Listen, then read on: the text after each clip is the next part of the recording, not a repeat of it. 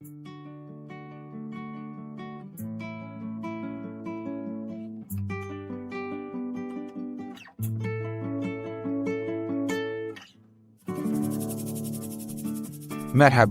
و دربان میوانی پودکسته اون همو بخیراتن بردنگه به از حسن دیسا پیشبریومه.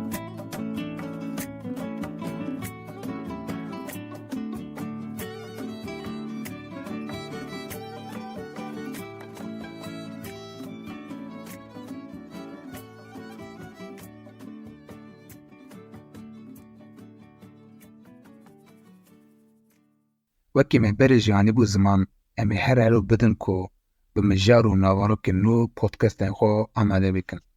نو ماجی مجار آوه پودکست آمه سینمایه. امی ده درباره فیلمی بنابه بانشیش اوف ایرشرین باغفن. من افیل تماشه کر و هم بالسناریو خو همجی بناوارو که خو گلکی بالا مکشن. نو ماجی مخواست ده درباره بی فیلمی ده چند گوتنان بینم زمان.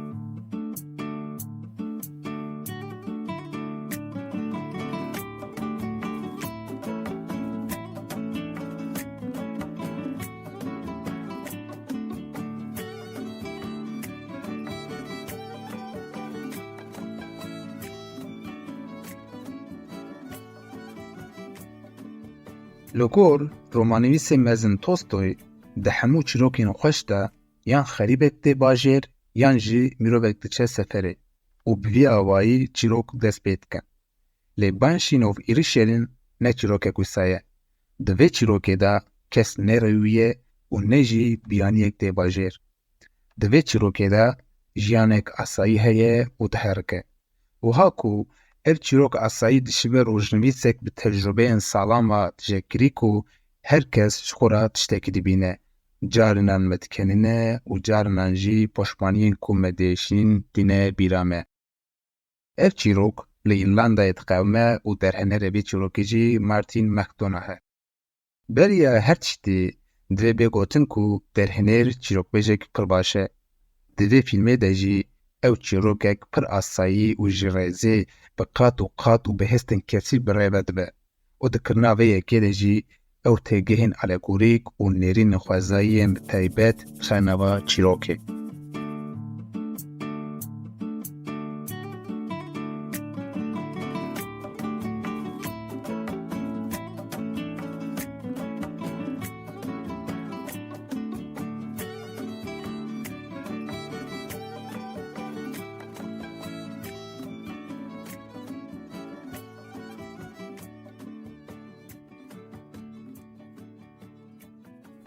Niha em bi kurtî behsa çîroka vî filmê bikin. Banshish of Inisherin balê dikişîne ser jiyana du hevalên ku li giravek dûra Îrlandiyê dijîn. Ev hevaltiya wan dema ku yek ji wan dixwaze dostaniya xwe biqedîne, xwe diqelibîne metirsiyek ecêb û bi tehlûke û bi yerên bêveger dest pê dikin. Ev biryar bi demêra bandorê li tevahiyê bajêr dike û çîroka fîlm bi dozeke biçûk dest pê dike û gav bi gav tundiya xwe zêde dike û temaşevanan jî dikişîne nav tengazariyek. Di fîlmê de aliyek ji bo domandina hevaltiyê tê dikoşe, aliyek din jî ji bo bidawîkirina hevaltiyê tiştên ecêb dike. Bi demê re ev çîroka ku du dostên ken xwe diqelibîne ber bi neartiyê û heta nava wan da doza xwintiyê çê dibe. û em jî vê çîroka bi alegoriya tişekirî û bi rewşên absûrt ve hatiye dirovandin û bi manzerayê muazzem ve hatiye xemilandin di nav tengazariyek ecêb de û bi matmayî temaşe dikin. Çîroka fîlmê seh selal e û atmosfera wê di nav aramiyeke de tê pêşkêşkirin. Li ser de derhener ji aliyê dîtbarî ve şahiyek pêşkêşî me teveşevanan dike. Bê pêvxistina fîlmê tenê ji bo bedewiya peravên Îrlandayê jî meriv dikare vî fîlmê temaşe bike.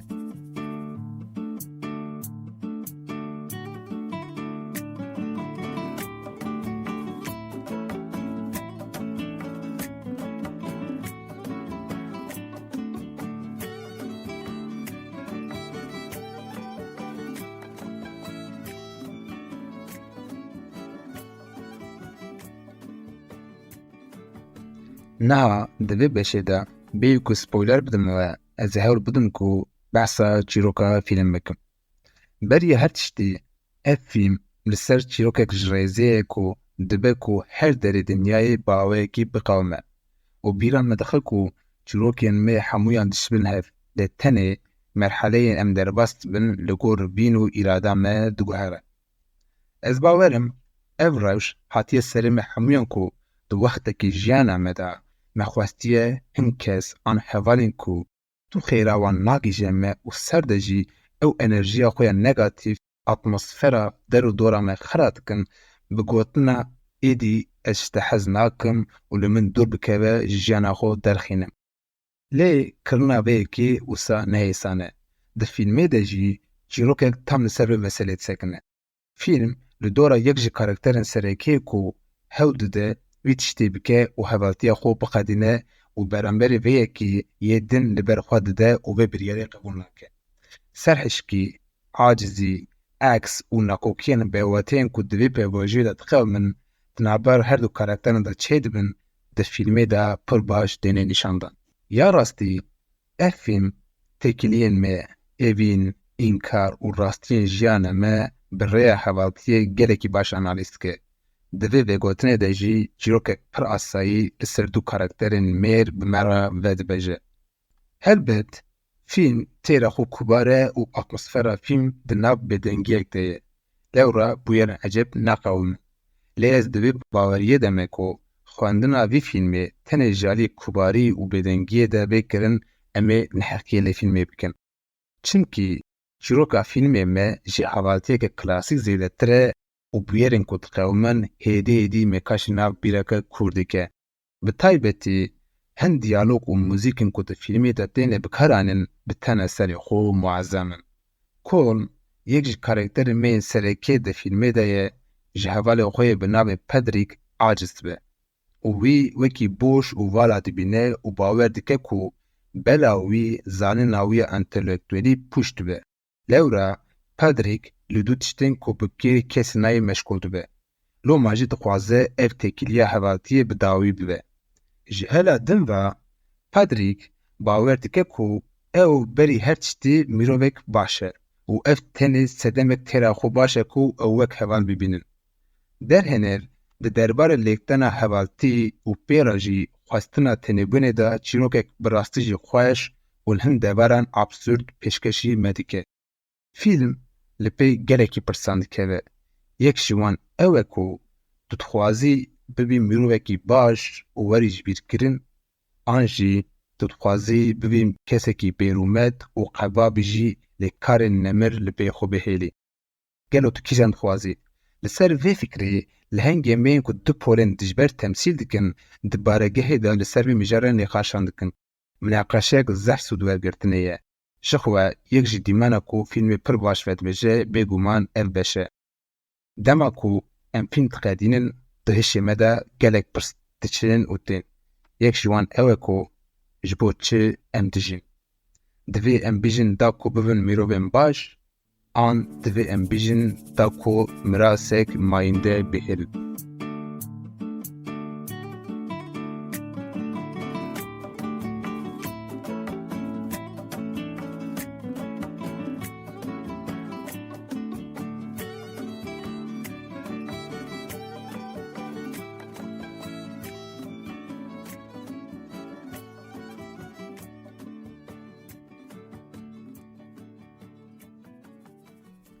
Heta niha em li ser fîlm axîfîn lê me her hew dida ku spoiler nedin we. Lê niha pêva em ê spoiler jî hebin. Loma jî ger hûn nexwazin spoiler bixwin, hûn dikarin vîdyoyê yan jî podcastê li vir rawestînin û piştî temaşakirina fîlmê werin vê derê vê podcastê bidomînin. Keremkên em dest pê dikin. Kesên ku piçek ji eleqeya wan vîdrokê re heye û xwendinên dîrokî dikin, baş dizanin ku çîroka Îrlandiyan û çîroka me Kurdan dişibe hev du. Îrlandî jî ji bo bindestiya Ingîlistanê derkevin gelek salan tê kuşîn. Heta di projeya wî şerî de şerekî navxweyî pir giran jî jiye. Îja ev fîlm çîrokeke ku bi serdema dîrokiya wî şerî navxweyî re hemdemî derbas dibe ve dibêje. Ya rastî bi saya vê çîrokê û bi rêya du hevalên ku dostên qedîm bûn, wêneyê şerê navxweyî Îrlandayê tê kişandin. Di destpêkê de wexta em fîlm temaşe dikin û em hay jê çêdibin ku niha li welatê ew dijîn şerekî navxweyî heye, lê vê giravê tu nîşaneyê şer tune ye û ser de jî ji tirs û xofa şerî zêdetir têngezariya her du hevalan zêdetir bandur li welatiyên vî giravê dikin, ev reş ji me re ecêb û nebawerxwar dike. Lê wexta ku em tê digihin ku ev girav rengvedanek mecazî ya şerê navxweyî ye, ev vegotin hinek baştir rûdine. Wekî em dizanin, şerê navxweyî Îrlandayê bi giştî di navbera Katolîk û Protestanan de pêk tê. Ev fîlm her du aliyên şerê navxweyî Îrlandayê bi ser navê Karl û Patrick bi awayek alegorik vedibêje. Heta tê gotin ku her çar tiliyên ku Patrick jê dike ji sembola lehengên şerê navxweyî dike. Divê ne pir dijwar be ku meriv texmîn bike ku ew karaktera Sêrbaz kî ye. Bêşik, Sêrbaz yek ji wan kesê ku nûnertiya dewleta serdest yekane serketiyê vî şerî navxweyî dike. Loma jî di dirêjehiya fîlmê de dema ku bi gopalê xwe li bajêr digere û dibêje ku di demek nêzik de kesek bimire û di nava aramiyekê de çexareyê xwe dikişîne, em dizanin ku ew temsîla îktidara wê derê dike. Di fîlmê de voltaj û gengeşiya di navar her du karakteran piştî demekê wiha zêde dibe ku êdî nayê kişandin. Wê demê jî tekane karakterek ku berê wê her li kîtaban e û ji şiddetê, bêhevxemiyê, dijminatiyê, sextekariyê û şerên navxweyî aciz bûye, karaktera Jinya ku nav wê Şûban e, biryar dide ku bajêr derkeve. Bi rêya Şûban, em dikarin ew mirovên perwerdekiriyên ku di encama şerê navxweyî de neçarin û ji welat direvin bibînin. Em ê bibînin ku ji ber şerê navxweyî û aloziyan gelek Şûbanên me heye, loma jî dema ku em li fîlmê temaşe dikin, em Şûban fêm dikin û heq jî didin wê. Lewre hîç hêviyek ji bo Şîvan nemaye, ji ber vê yekê jî çentê xwe digire û ji vî bajarî ne ku diçe lê belkî direve. Di fîlmê de kesekî bi navê Dominic heye. Bêguman yek ji karakterê ku temaşevan herî zêde jî hes dikin ew e. Lê berava jî vê yekê karakterê herî zêde neheqî lê têkirin jî ew e. Yekî bêguneh û bindest e, hem ji alî civatê hem jî ji alî bavê xwe teedayî dibîne. Em dikarin wî jî wek xelq an jî civata wê cemaetê qebûl bikin. Lê mixabin Dominic çîroka xwe bi awayekî trajedîk temam dike. Ji xwe heya kesî ji jiyana wî tune bû. Tu kesî li pê mirina wî jî neket, hema hat û çû. Ev çîroka ku tê gotin ji me re çiqas nas xuya dike newsa, wexta em navên karakteran û mekana û çîrok diqewime bigerînin, em ê pê hay çêbibin ku çîroka ku hatiye vegotin çiqas dişibe çîroka me ango çîroka Kurdistanê. Du heval li hev dû dixeytin û şer dikin. Me dibe ber meseleya birekujiyê. Şîbana berê wê kîtabane hew dihewe û welat ter dike. Dominic reben dimire û hema kesî nîne. Wekî encama dawîn tevî hemû vegotin alegorîk û senaryoya bi qatqatî, ev fîlm xwedî mîzahek baş e çî. Lê belê di bin vê mîzahê de gelek tiştên veşartî hene ku dixwaze bala me bikişîne. Kerecena mirovangiriya demê, tekiliyên hevaltiyê, tenêtî, şerê navxweyî, mirovên neçarî koçberiyê, mirina mirovên bêguneh û her wekî din. Ev hemû tişî bi saya senaryo û performansa lîsvanan gelekî xweş hatiye xwendin. Erê, analîzkirina fîlmê me di vir de qediya. Ev yekem car bû ku me hewl da tiştekî vî şeklî bikin. Bêhêviya ku we eciban dibe. Heta podcastek din, bibînin nav xêr û xweşî de, bibînin nav sînemayê de xatirê we.